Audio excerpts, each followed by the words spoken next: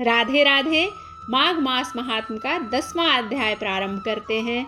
इस अध्याय में यमदूत कहने लगे कि हे वैश्य, एक बार भी गंगा जी में स्नान करने से मनुष्य सब पापों से छूटकर अत्यंत शुद्ध हो जाता है।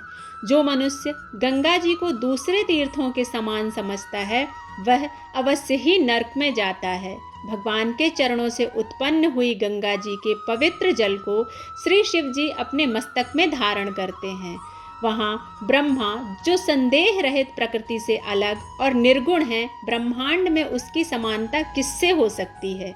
गंगा जी का नाम हजारों योजन दूर से भी ले लेने मात्र से नरक से मुक्ति मिलती है। इसलिए मनुष्य को अवश्य ही गंगा जी में स्नान करना चाहिए। हे वैश्य, जो ब्राह्मण दान लेने का अधिकारी होकर भी दान नहीं लेता, वह आकाश के नक्षत्रों में चंद्रमा के समान है। जो कीचड़ से गौ को निकालता है, जो रोगी की रक्षा करता है या जो गौशाला में मरता है, वह आकाश में तारा होता है। प्राणायाम करने वाले मनुष्य सदैव उत्तम गति को प्राप्त करते हैं। प्रातः समय स्नान के पश्चात जो 16 प्राणायाम करते हैं वह घोर पापों से बच जाते हैं। जो पराई स्त्री को माता के समान मानते हैं वह यम की यातना को नहीं भोगते हैं। जो मन से भी कभी पर स्त्री का चिंतन नहीं करता वह दोनों लोकों को अपने अधीन करता है। जो पराये धन को मिट्टी के समान समझता है वह स्वर्ग में जाता है। जिसने क्रोध को जीत लिया मानो उसने स्वर्ग को ही जीत लिया। जो माता पिता की सेवा देवता तुल्य करता है वह यमद्वार नहीं देखता, और जो गुरु की सेवा करते हैं वह ब्रह्मलोक को प्राप्त होते हैं। शील की रक्षा करने वाली स्त्री धन्य है।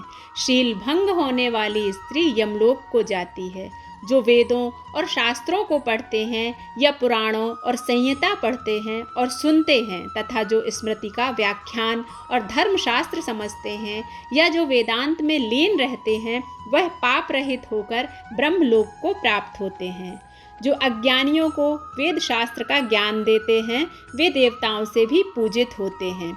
यमदूत ने कहा कि वैश्य श्रेष्ठ यमराज ने हमको वही आज्ञा दे रखी है कि तुम किसी वैष्णव को मेरे पास मत लाओ।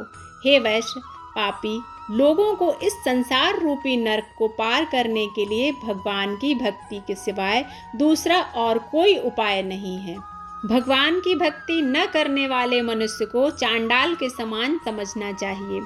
भगवान के भक्त अपने माता पिता दोनों के कुलों को तार देते हैं और उनको नरक में नहीं रहने देते, और जो मनुष्य वैष्णव का भोजन करते हैं वे भी भगवान की कृपा से श्रेष्ठ गति को प्राप्त होते हैं। बुद्धिमान को सदैव वैष्णव का अन्न खाना चाहिए। इससे उसकी बुद्धि पवित्र होती है और मनुष्य पाप नहीं करता। गोविंदाय नमः इस मंत्र का जाप करता हुआ जो मनुष्य मृत्यु को प्राप्त होता है वह परम धाम को प्राप्त होता है। इसमें कोई संदेह नहीं है।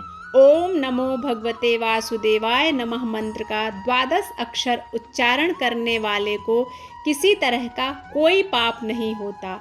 उसके ब्रह्मा इत्यादि पाप भी नष्ट हो जाते हैं। इसके साथ ही 10वां अध्याय समाप्त होता है। मिलते हैं 11वें अध्याय में। तब तक के लिए राधे राधे।